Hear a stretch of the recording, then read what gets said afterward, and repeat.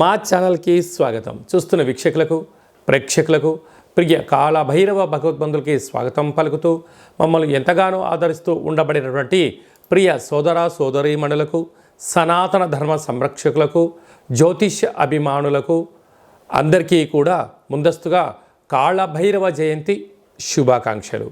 అలాగనే మనకు డిసెంబర్ 1వ తారీఖున కార్తీక మాసం ఆదివారం అమావాస్య సందర్భంగా అందరికీ ఆ అమ్మవారు, ఆ కాళభైరవుడు, ఆ జగన్మాత నిండు నూరేళ్ల ఆయురారోగ్యాలను ప్రసాదించాలని మనసారా కోరుకుంటూ, ఈ వీడియో మీరు చూస్తున్నారు అన్నట్లయితే మీకు ప్రత్యక్షంగా కానీ పరోక్షంగా కానీ కాళభైరవ స్వామికి ఆశీస్సులు మీ మీద ఉన్నట్లే అని చెప్పి గమనించాలి.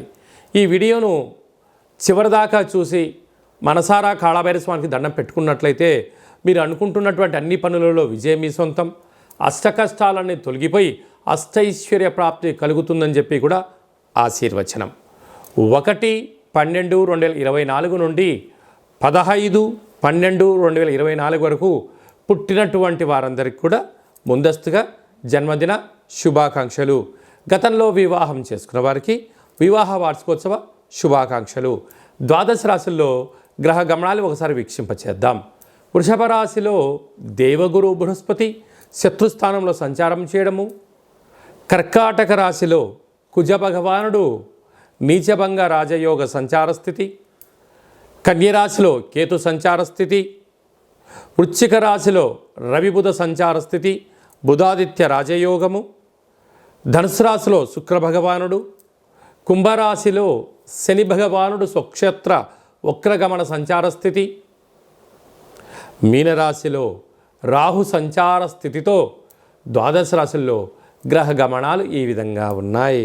మీనరాశి వారికి ఈ ఆదివారం అమావాస్య, కాళభైరవ జయంతి, ఆంగ్ల సంవత్సరం చివరి రోజుల్లో ఉండబడిన ఇబ్బందుల్ని ఎలా తొలగించుకొని కొత్త సంవత్సరానికి స్వాగతం ఎలా పలుకుతామో, ఐశ్వర్యం, ఆనందం, రాజయోగానికి స్వాగతం ఎలా పలకాలో ఈ వీడియోలో సవివరంగా సంపూర్ణంగా తెలుసుకుందాం. మీనరాశిలో ఏ ఏ నక్షత్రాలు వస్తాయనగా పూర్వాభాద్ర నక్షత్రంలో చివరి 4వ పాదము, ఉత్తరాభాద్ర నక్షత్రంలోని 4 పాదాలు, రేవతి నక్షత్రంలోని 4 పాదాలు కలిపితే మీనరాశి అవ్వడం జరుగుతుంది. చాలామందికి పుట్టినటువంటి కాల సమయంలో డేటా ఆఫ్ బర్త్లో లేనటువంటి కారణం వలన పేరు యొక్క మొదటి అక్షరాన్ని అనుసరిస్తూ ఆ రాశిని తెలుసుకునే ప్రయత్నం చేద్దాం. ది, దుమ్, షం, ఝ, ధ, దే, దో, చ, చి అక్షరాల వారందరూ మీనరాశి జాతకులే. మీనరాశి యొక్క అధిపతి దేవగురు బృహస్పతి. వీరికి ఒకవైపు ఏళ్లనాటి శని ప్రారబ్ధ సంచార స్థితిలో ఉండగా వచ్చిన ఆదివారం అమావాస్య అవ్వడం, ఆంగ్ల సంవత్సరం చివరి మాసం అవ్వడం, రాశిలోనే రాహు ఉండడం, తృతీయంలో గురు సంచార స్థితి, సంతాన స్థానంలో కుజుడు నీచబడడం, 7వ స్థానంలో కేతు సంచార స్థితి, భాగ్యస్థానంలో బుధాదిత్య రాజయోగం, రవి బుధ సంచార స్థితి కలిసి ఉండడం, రాజ్యస్థానంలో శుక్రుడు ఉండడం, వ్యయంలో శని భగవానుడు స్వక్షేత్ర సంచార స్థితిలో ఉన్నప్పుడు అన్ని అవకాశాలు మీ ముందర ఉన్నట్లే కనపడుతూ ఉంటాయి. కానీ ఏది ఎంచుకోవాలి, ఏది ఎంచుకోకూడదు, ఏం చేస్తే ఏమవుతుంది, ఏం చెయ్యకపోతే ఏం ప్లస్ అవుతుందో అనేది ఆలోచించుకునేటువంటి తర్జనాభర్జనం కలిగేటువంటి కాల సమయం. అనగా అదృష్టము, ఆనందము, పెట్టుబడులు, ఇన్కము అన్నీ ఒకేసారి కనపడుతూ ఉంటాయి.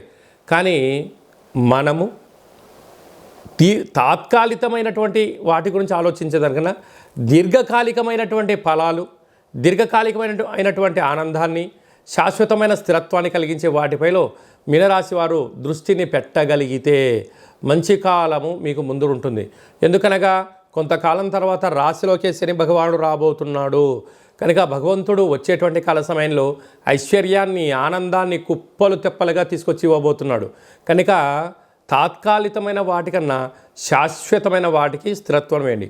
ఇలాంటి కాల సమయంలో మనము పూజా మందిరంలో ఒక కూష్మాండ దీపాన్ని, అలాగనే నిమ్మకాయ దీపాన్ని, నారికేల దీపాన్ని మూడింటిని ఏర్పాటు చేసుకొని పూజ చేసి అయ్యప్ప స్వాముల వారికి కానీ, బ్రాహ్మణులకు కానీ, సాకలి వాళ్ళకు కానీ అన్న ప్రసాదాన్ని ఏర్పాటు చేయగలిగితే మీ కర్మను వారు స్వీకరించి వారు అదృష్టాన్ని ప్రసాదిస్తారు అని చెప్పి గమనించాలి.